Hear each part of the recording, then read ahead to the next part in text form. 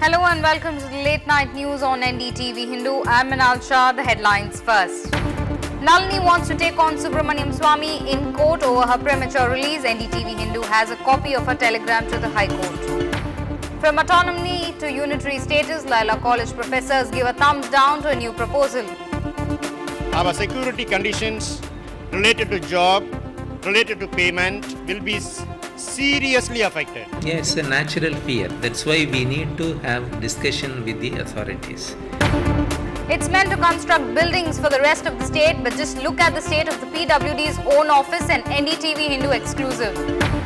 Gullible customers duped by another chit fund fraud. The police want people to be more careful than before. Keep telling them again and again that they should be careful. Even earlier, you remember, we had a couple of cases. I said that when they invest, they should take care. Educated and harassed for dowry, time for victims to speak out, a special discussion. And after initial hiccups, both Jagubai and Goa are released today.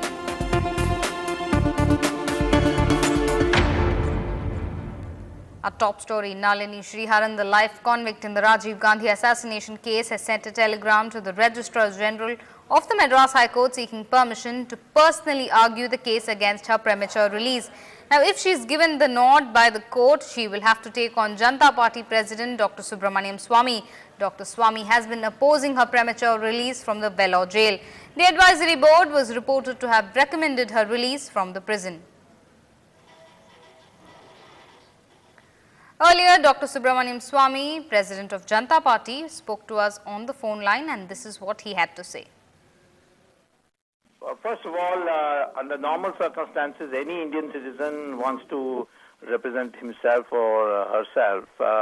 It's really the discretion of the court whether to permit it or not, because the court is a technical institution in the sense you need to know the arguments of how to make legal arguments, etc.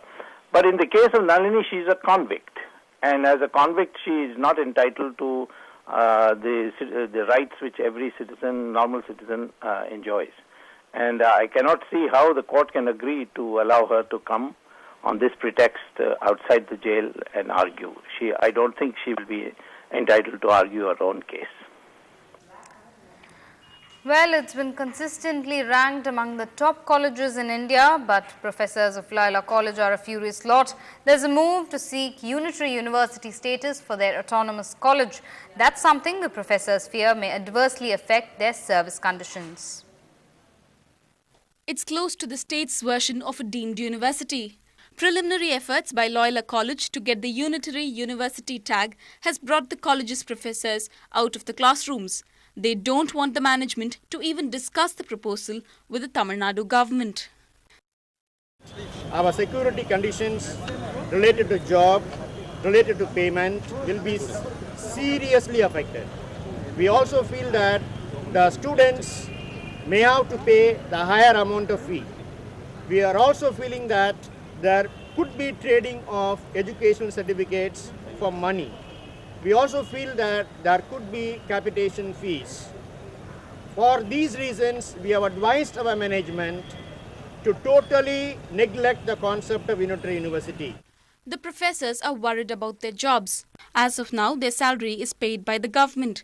But if the new proposal comes through, the government may give the college management a lump sum from which salaries paid may differ. Currently, professors are under probation for 2 years, but after implementation, they may be exposed to a hire and fire policy.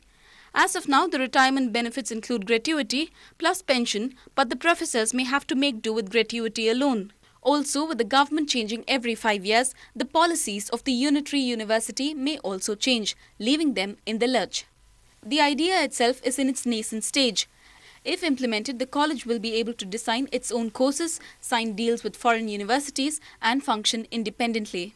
It's a natural fear. That's why we need to have discussion with the authorities, because the government is calling. We don't know their perspective with regard to the fee structure, payment of the staff, taking care of their retirement benefits. All these are uncertain.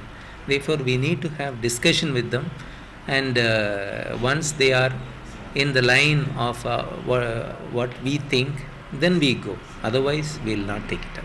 What we want is accessibility and affordability of education to poor, disadvantaged and marginalized students. The college management does not want to bulldoze its way with this proposal. It first needs to allay the fears of its faculty before moving ahead. In Chennai with Minal Shah, Nithila for NDTV-Hindu. Earlier, Professor T. Vincent Jayakumar, President of LOYOLA College Teaching Staff Association, joined us to tell us why they are against the adoption of Unitary University. The reason for our opposition is this. We sincerely believe that the government which gives promises in writing will not stand by its promises in due course of time. Already our management is suffering at the hands of University of Madras because the University of Madras is overlooking the minority rights in the appointments of teachers in our college. And a case is pending before Chennai High Court. Whatever we ask, they may say yes today, and slowly and gradually there is a possibility of the government going back on its words in the years to come. Then we have to battle between college and courts. But Professor Vincent, the management has said that they will ensure the security of its teachers and they will protect it. So, and they've also spoken to you about it. Yeah, I'll give full credit to the management for the dialogue they had with us. But our simple point is a college like Loyola should not initiate the Unitary University concept, because when we show interest in this concept, the government will try to sell the concept. Our idea is the Unitary University should be dealt only for unaided colleges and not for aided colleges.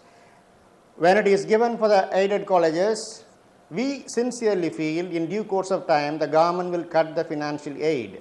It will become impossible for the management to pay the current salary, and even if they do so, they have to do so by charging excessive amount of fee from students. So it is a cost for students as well as teachers. Sir, are you saying that you have no faith in your management? It is not a question of faith. We do not want the state government to run away from the responsibility of funding higher education in the #1 institution of Loyola College in one form or other in due course of time.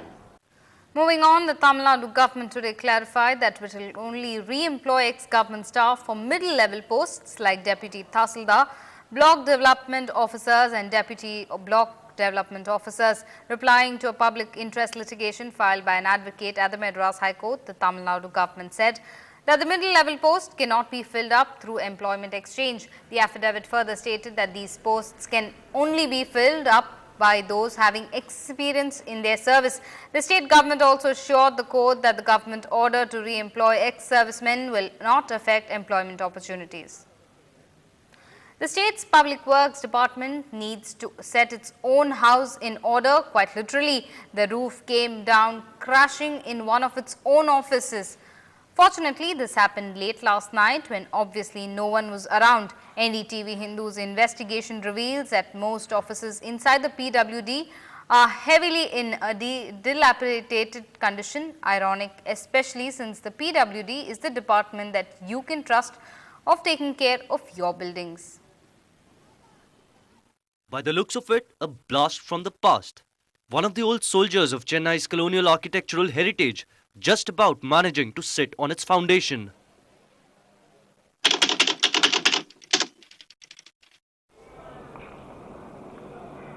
A peep inside, the PWD office looks like it was shaken by a powerful earthquake. Remains of the false ceiling piled up on the floor. Broken glass strewn everywhere. Twisted ceiling fans. Broken furniture. If this had happened during working hours, many wouldn't have survived to tell the tale. ஒரு மணி 2 மணி அளவில் நடந்திருக்குது. பகல் நேரத்தில் நடந்திருந்தா casualty ஆயிருக்கும் அந்த கட்டடத்தில் உள்ள பணி. But the pay and accounts wing isn't the only black sheep. Take a look at another office inside the PWD building. The Department of Social Welfare tells the same story.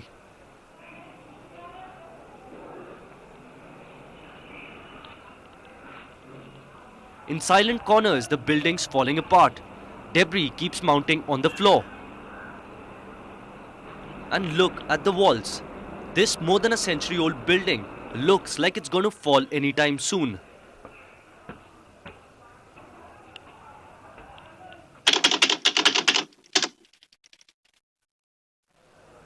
Then we decide to take a look at the office of the PWD boss. The chief engineer's office looks like it's been done up well to avoid signs of aging. But the sunscreen effect hasn't really paid off. This is the result.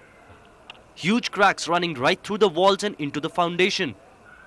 A seismic shock of moderate magnitude could easily split this wide open.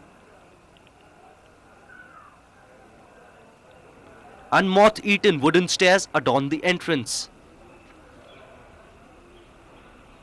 Today's shocking ceiling collapse is a slap on the face and an eye-opener for the Public Works Department. The PWD, which is responsible for the upkeep of old buildings and other public utilities in the city, has found that its own building is unfit for occupation. In fact, some of the offices are teetering on the brink of collapse. Simonish for Ndtv-Hindu.